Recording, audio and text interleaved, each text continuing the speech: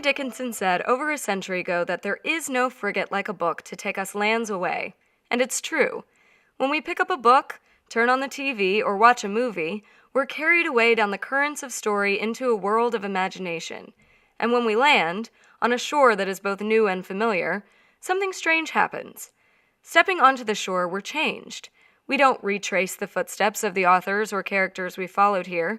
No, instead we walk a mile in their shoes. Researchers in psychology, neuroscience, child development, and biology are finally starting to gain quantifiable scientific evidence showing what writers and readers have always known, that stories have a unique ability to change a person's point of view.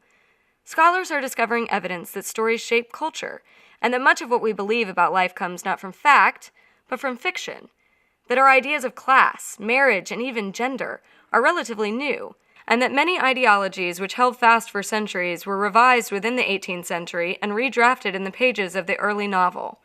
Imagine a world where class and not hard work decide a person's worth.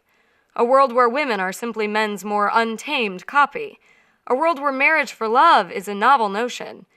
Well, that was the world in which Samuel Richardson's Pamela first appeared. Richardson's love story starred a poor serving-class heroine who was both morally superior and smarter than her upper-class suitor. The book, challenging a slew of traditions, caused quite a ruckus. There was more press for Pamela than for Parliament.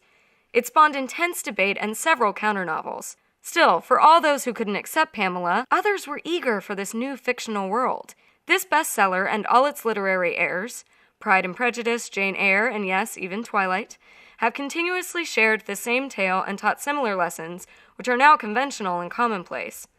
Similarly, novels have helped shape the minds of thought leaders across history.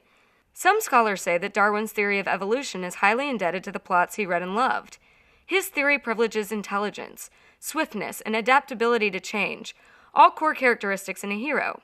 Whether you're reading Harry Potter or Great Expectations, you're reading the kind of plot that inspired Darwin. Yet recent studies show that his theory might not be the whole story.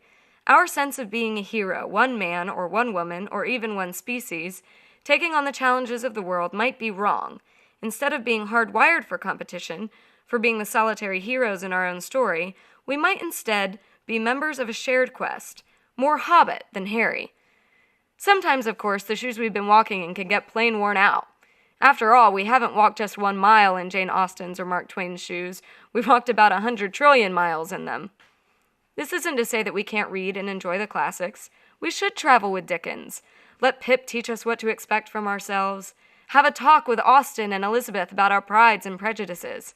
We should float with Twain down the Mississippi and have Jim show us what it means to be good.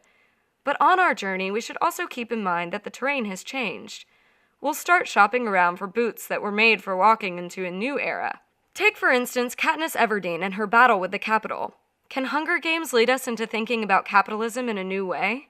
Can it teach us a lesson about why the individual should not put herself before the group?